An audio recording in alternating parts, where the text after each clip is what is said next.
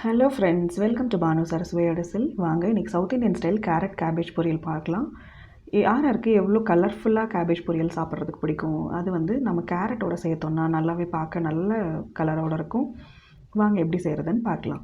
கடாயில் 2 table spoon எண்ணெய் ஊற்றிக்கலாம். கடுகு, ஒரு 2 டீஸ்பூன் அளவுக்கு உளுத்தம்பருப்பு சேர்த்துக்கிறேன். 2 டீஸ்பூன் கடலைப்பருப்பு சேர்த்துக்கிறேன். இதை நல்லா பொன்னிறமாக வறுத்துக்கலாம்.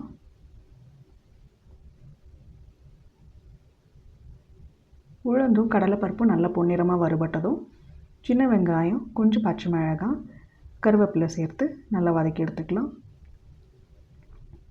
நம்ம சமையலில் எந்த அளவுக்கு சின்ன வெங்காயம் யூஸ் பண்ணுறோமோ அந்த அளவுக்கு நல்ல டேஸ்ட் இருக்கும். சின்ன வெங்காயம் இல்லாத பட்சத்தில் பெரிய வெங்காயம் யூஸ் பண்ணிக்கலாம். இப்போ வெங்காயம் நல்லா வதங்கி வந்துடுச்சு. இந்த சமயத்தில் நல்லா பொடியாக நறுக்கி வச்சுருக்கிற கேரட்டையும் கேபேஜையும் சேர்த்துக்கலாம். தனியாக கேபேஜ் பொரியல் பண்ணி சாப்பிட பிடிக்காதவங்களுக்கு இந்த மாதிரி ஏதாவது ஆட் ஆன், அதாவது கூட இன்னொரு வெஜிடபிள் சேர்த்து கலர்ஃபுல்லாக செஞ்சு சாப்பிட்றதுக்கு பிடிக்கும்னா இந்த மாதிரி ட்ரை பண்ணி பார்க்கலாம். இப்போ இதை நல்லா கலந்து வதக்கி விட்டுருக்கலாம். இதுக்கு ஒரு டம்ளர் டு 1.25 டம்ளர் அளவுக்கு தண்ணி ஊற்றி இதை நல்லா வேக வச்சு எடுத்துக்குவோம்.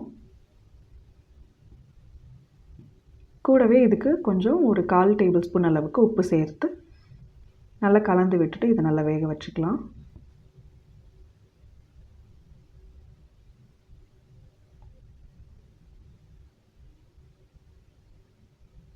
நான் இந்த கலர் அப்படியே ரீட்டைன் ஆகணுன்றதுக்காக மஞ்சள்லாம் எதுவும் சேர்க்கலை.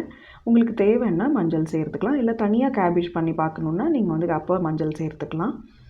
இப்போ நான் இந்த ஆரஞ்சு கலரில் எனக்கு கொஞ்சம் கிடைக்கணும் அப்படின்றதுக்காக ரியல் ஒயிட் கலர்லேயே அப்படியே வச்சு நான் வதக்கியிருக்கேன். இப்போ நல்லா வதங்கிடுச்சு, நல்லா வெந்து வந்துடுச்சு. இந்த சமயத்தில் ஒரு கைப்பிடி அளவுக்கு துருவின தேங்காய் வச்சுருக்கிறேன்.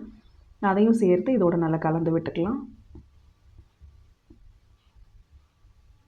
இப்போ காய் நல்லா வதங்கிடுச்சு, நம்மளுக்கு பொரியல் ரெடி ஆகிடுச்சு.